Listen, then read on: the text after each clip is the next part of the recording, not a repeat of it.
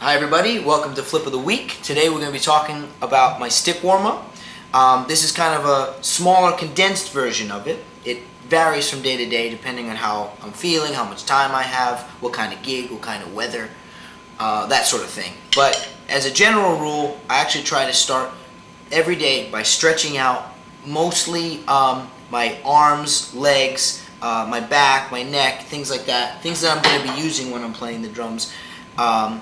I also try to stretch before and after long trips. For example, if I'm going to be in a plane or a car for a while, because just the action of sitting in one place without stretching can sometimes cause tension later on in the gig.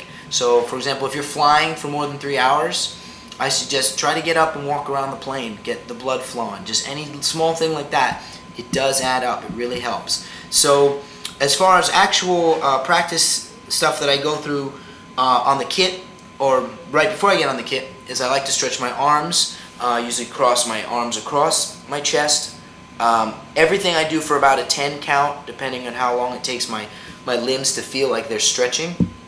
I try to keep everything slow and relaxed, breathing steadily, maintaining a balance, especially if I'm sitting in the chair already. I want to be balanced when I'm stretching, because that's how I want to be when I'm playing drums. So make sure that you're not like in a funny position and you're not on the cell phone or anything like that. Okay, so once I've done my arms, I try to get down to my wrists.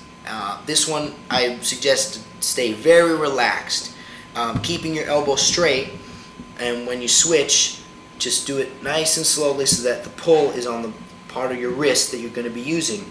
And then just reversing the other way, try to keep my hand loose, but also feel that the muscles and tendons are getting the proper stretch that they need, so that when I'm playing, and the last thing I'm thinking about is that my limbs are already warmed up and are going to work with me, not against me. So once I get to the sticks, one kind of stretch I like to do is I keep both sticks with my hands, my palms facing me, and I'll twist them downward so that I can get a twisting stretch in my forearms. I suggest do that one very slowly at first. Make sure that you're not going to hurt anything, nothing's going to pop out of place.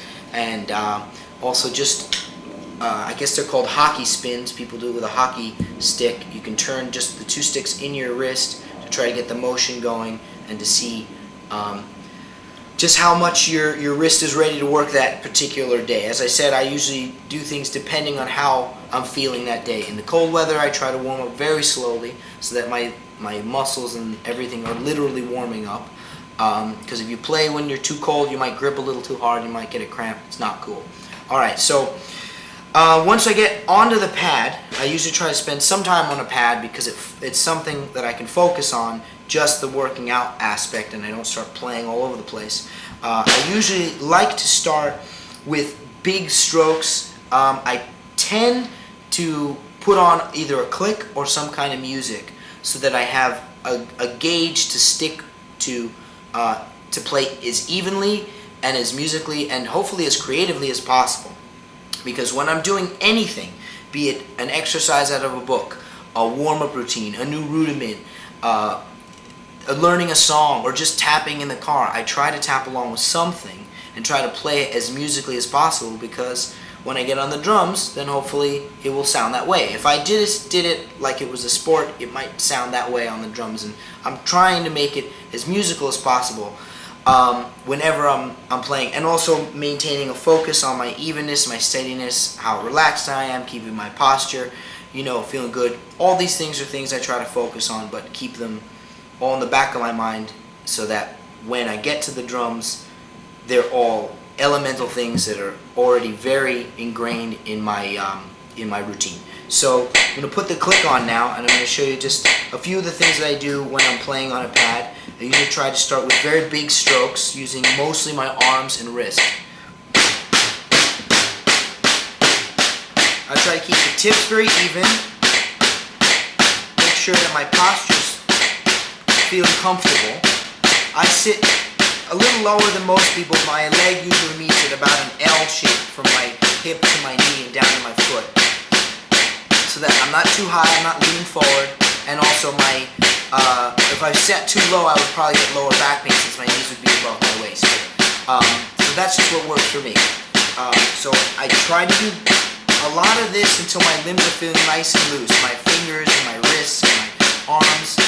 Then I usually start working down not only in smaller increments of subdivision, but also I try to keep everything flowing so that I'm moving to the next gear in my arms. So now I'm using more wrists and a little bit of fingers.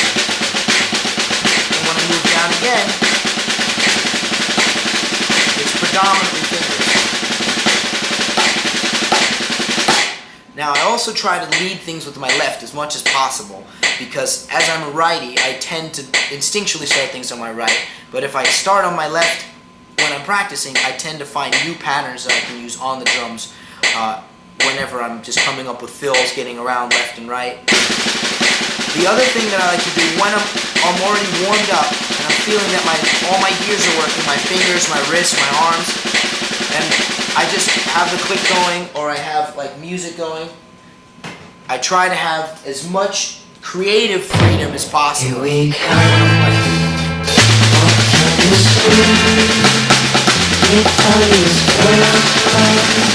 Everyone we meet. Hey, hey, with the monkey. It's me, seven monkey around. We're still dancing, singing. Put anybody down. So those are some of the things that I do when I'm getting around the drums as well. But that's pretty much my practice routine on the pad. And when you get to the drums, it shouldn't change. You should stay focused, try to stay as musical as possible, relaxed, keep breathing, and above all else, just try to play as creatively as possible. So that's it for this week's edition of Flip of the Week, and tune in next week for new stuff. See you later.